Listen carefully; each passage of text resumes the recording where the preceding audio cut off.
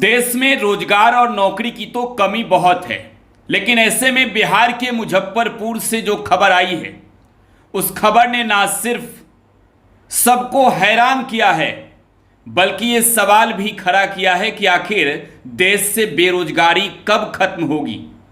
बिहार के मुजफ्फरपुर में बालिका गृह कांड को लोग अभी भूले भी नहीं थे कि वहां पर एक अयासी गैंग ने फर्जी कंपनी खोलकर लगभग 200 लड़कियों और महिलाओं को झांसा देकर बंधक बनाकर नौकरी के नाम पर यौन शोषण किया।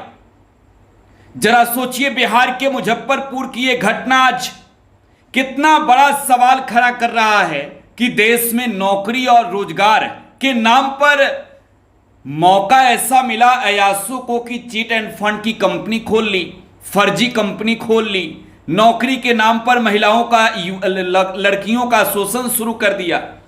बिहार के मुजफ्फरपुर की इस घटना को जिन लोगों ने भी सुना, सब कांप उठे, क्योंकि यहां पर 1 2 3 4 5 10 नहीं बल्कि सैकड़ों लड़कियों के साथ शारीरिक शोषण हुआ है। नौकरी देने के नाम पर बिहार में झांसा देकर अयास गैंग ने लड़कियों की इज्जत लूटी है, बंधक बनाकर मानवता को तार तार किया है। अब मुजफ्फरपुर की पुलिस ने इस पूरे मामले में एक्शन दिखाना शुरू कर दिया है, लेकिन सवाल अब भी यह है कि बिहार के मुजफ्फरपुर की जो घटना है, यह घटना आखिरकार क्यों दिल्ली में बैठे बड़े बड़े राजनेताओं के कानों तक नहीं पहुंचती? क्यों नौकरी और रोजगार को लेकर सरकार कोई ठोस कदम नहीं उठाती? आज लड़कियों को शारीरिक शोषण का शिकार होना पड़ा बिहार के मुजफ्फरपुर में, और जब आंकड़ा जो है वो सैकड़ों पार कर जाए तो जाहिर सी बात है ये सवाल उठेंगे कि आज समाज कहां पर है। अब विस्तार से आपको बताते हैं कि यह पूरा मामला कैसे और कहां का है। यह पूरा मामला है मुजफ्फरपुर के अहियापुर थाना क्षेत्र का।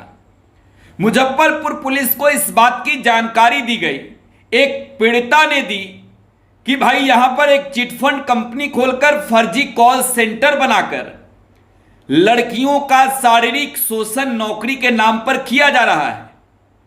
अब मुजफ्फरपुर के लोगों तक जब यह खबर पहुंची तो मुजफ्फरपुर के लोगों को इस बात के सुनने के बाद यकीन नहीं हुआ, क्योंकि मुजफ्फरपुर में ही बालिका गृह कांड हुआ और यह उम्मीद थी कि शायद मुजफ्फरपुर में इस तरीके की घटना फिर दोबारा ना घटेगी। एक फिल्म भी आई भक्षक, लेकिन बिहार की सरकार आपको कह सकते हैं कि मुजफ्फरपुर पर इस तरीके की पैनी नजर नहीं रख रही थी। क्या लोकल पुलिस के इंटेलिजेंस फेल्योर हो गए थे? सैकड़ों लड़कियों को बंधक बनाकर सैकड़ों लड़कियों की इज्जत लूटी गई नौकरी के नाम पर। आखिरकार यह सब कैसे चलता रहा मुजफ्फरपुर के अहियापुर थाना क्षेत्र में? एक पीड़ित लड़की का क्या कहना है, जरा पहले आपको वो सुनवाते। हाँ सर, फेसबुक के माध्यम से तिलक से मेरा कांटेक्ट हुआ। उसके बाद उन्होंने जॉब के लिए हम अप्लाई कर रहे थे, तो उन्होंने बोले कि मेरे पास जॉब का ऑफ़र है और ये मेडिसिन लाइन का है, तुम यहाँ पे कर सकती हो बेझिझक। फिर वहाँ पे हम गए और जो कि बताया गया था कि यहाँ 20,000 रुपया लगेगा हॉस्टल और मेस का। फिर वहाँ हम गए, 20,000 रुपया भी जमा किए, उसका कोई मुझे रसीद नहीं मिला। 5 दिन तक कंटिन्यू हमें रूम पे ही रखा गया, जो कि कोई हॉस्टल नहीं था, वो रूम ही था एक, और जिस फ्लैट में लड़का लड़की सब लोग साथ में रहता था। एक रूम में लगभग 10 लड़कियां रहती थी, एक रूम में लगभग 10 लड़कियां रहती थी। फिर 5-6 दिन बाद से मुझे एक सेंटर नाम की कोई जगह था, वहाँ पे ले जाया गया। वहाँ पे लगभग मतलब बहुत सारे लोग था, 500 से 1000 लोग वहाँ पे था, और वहाँ पे यही बताया जा रहा था कि चीट फ्रॉड मतलब कॉल कैसे किया जाता है, फ्रॉड कॉल करने के लिए सिखाया जाता था। फिर वहाँ कोई जॉब नहीं था, ना कोई ऑफिस था, ना कुछ था ही नहीं वहाँ पे, बस वहाँ पे कॉल करने के लिए ही सिखाया जाता था।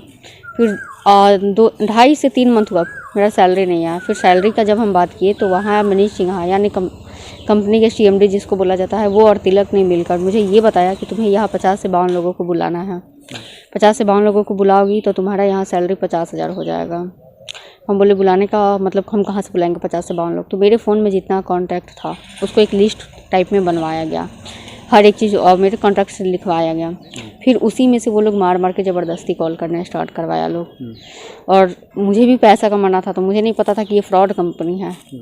तब तक मुझे कुछ पता नहीं था, आइडिया ही नहीं था। फिर हमने बुलाना स्टार्ट किया, कम से कम हम 52 लोगों को बुलाए।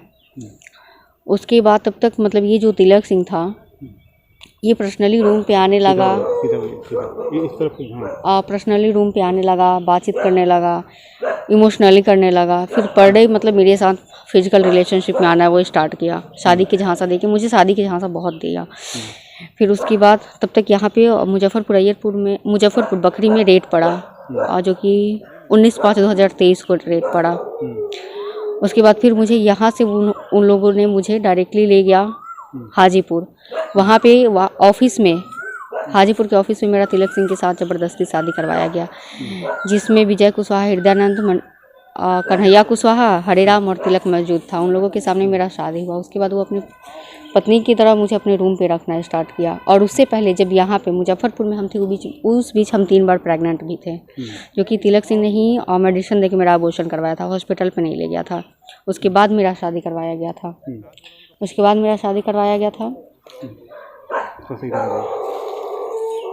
उसके बाद वो अपने रूम पे रखना स्टार्ट किया। जब भी हम मायके जाने का बात करते थे वो मायके नहीं जाने देता था। और फिर अभी तक वहाँ से मेरा कोई सैलरी भी नहीं आया था। फिर मतलब मुझे लग गया था कि ये चिट फंड का कंपनी है। जब बकरी में रेट पड़ा था उसी टाइम मुझे लग गया था कि ये चिट फंड का कंपनी है। फिर हम बहुत मतलब जिद किए जाने के लिए घर पे, वो जाने नहीं दे रहा था। फिर मुझे 26 दिसंबर को उन्होंने बुलाया, पटना मनीष सिन्हा बुलाया। और वहाँ बुला के वहाँ इनामुल हक थे, मनीष सिन्हा थे, तिलक थे, इरफान और अहमद राजा। बाकी लोग जो था उसका नाम मुझे नहीं पता है, इन लोगों का नाम मुझे पता है। फिर वहाँ मेरा फ़ोन रीसेट किया गया, मेमोरी कार्ड तोड़ा गया, सिम कार्ड तोड़ा गया, क्योंकि मेरे फ़ोन में हर एक प्रूफ था, शादी से लेकर प्रेगनेंसी हर एक प्रूफ मेरे फ़ोन में था। सब लोगों ने मिलके मेरा फ़ोन रीसेट किया, सिम मतलब हर एक चीज़ कर दिया। उसके बाद वहाँ से रात में मुझे बैरिया बस स्टैंड लाया लोग। 3 गाड़ी था, एक तो हुंडई वर्ना था और 2 और गाड़ी था। 3 गाड़ी से ये लोग आगे पीछे गाड़ी करते हुए बैरिया बस स्टैंड मुजफ्फरपुर लाया लोग। और ये लोग मेन रूट से नहीं, कोई गांव होके लेकर आया लोग। यहाँ आने के बाद तिलक सिंह ने 200 का नोट दिया और बोला कि तुम्हें मायके जाने का बहुत शौक था, ये तुम पैसा पकड़ो और मायके निकल जाओ। केस की। उसके बाद इन लोगों ने मेरे घर से जाके, यानी मेरी मार्केट से जाके मेरा किडनैपिंग किया। किडनैपिंग करने के बाद मुझे गोरखपुर ले गया। गोरखपुर से डायरेक्टली मुझे मुजफ्फरपुर ही लेके आया था लोग कोर्ट में। और फिर यहाँ से जैसे तैसे करके यहाँ से हम निकल के फिर डायरेक्टली मेरी एक दोस्त थी उसके यहाँ रुके। और उसके बाद 1 दिन बाद फिर हम कोर्ट में गए। और फिर हम भी वहाँ गए सीजीएम के सामने। तब तक मेरे भाई को भी हाजीपुर बुला के मारपीट किया गया, वो भी गया हुआ था कोर्ट में। सर, इस कंपनी में बहुतों लाखों लोगों का ज़िंदगी फंसा हुआ है। मेरे साथ ही नहीं बल्कि बहुतों के साथ शोषण हुआ है। और हम नहीं चाहते हैं कि अब ये कंपनी चले, क्योंकि सर ये फ्रॉड का कंपनी है और इसमें लाखों का ज़िंदगी फंसा हुआ है। ये बिहार के मुजफ्फरपुर का मामला है। मुजफ्फरपुर का नाम जैसे ही चर्चा में आता है, मुजफ्फरपुर की लिच्ची, मुजफ्फरपुर के लोग, और सबसे ज्यादा इस बात को लेकर चर्चा होती है कि मुजफ्फरपुर का बालिका गृह कांड, किस तरीके से मासूमों की इज्जत लूटी गई बालिका गृह कांड में। यादें अभी खत्म नहीं हुई थी कि इस तरीके की झकझोर देने वाली घटना सामने आई है। हालांकि मुजफ्फरपुर पुलिस का दावा है कि बहुत जल्द इस पूरे मामले का जो माफिया है उसे दबोचा जाएगा। लेकिन एक सवाल यह है कि बिहार के बेटियों को आखिरकार कब तक इस तरीके का शोषण का शिकार होना पड़ेगा? क्यों आखिरकार सरकार बेटियों को नौकरी और रोजगार देने के क्षेत्र में उस तरीके का कोई कदम नहीं उठाती कि नौकरी के नाम पर दर दर की ठोकर खानी पड़ती है? जिस पीड़िता को आप सुन रहे थे, ये उन माफियाओं की सताई हुई एक लड़की है जिसे झांसा दिया गया, जिसके साथ दिखावटी शादी की गई, जिसके सारे एविडेंसेस तोड़े गए, जिसके मोबाइल फोन को नष्ट किया गया, जिसका शारीरिक लूट हुई। और ये लड़की बता रही है कि ये माफियाओं का गैंग है। एक लड़की जब फंस जाती है तो वो 50 लड़कियों को लाती है। जरा सोचिए कि आंकड़ा कितना आगे बढ़ेगा। और इस पूरे मामले में अब तक क्यों पुलिस ने कोई बड़ा कदम नहीं उठाया है? क्यों बुलडोजर जैसी एक्शन ऐसे माफियाओं के खिलाफ नहीं होती बिहार में? यह एक अपने आप में बड़ा सवाल है।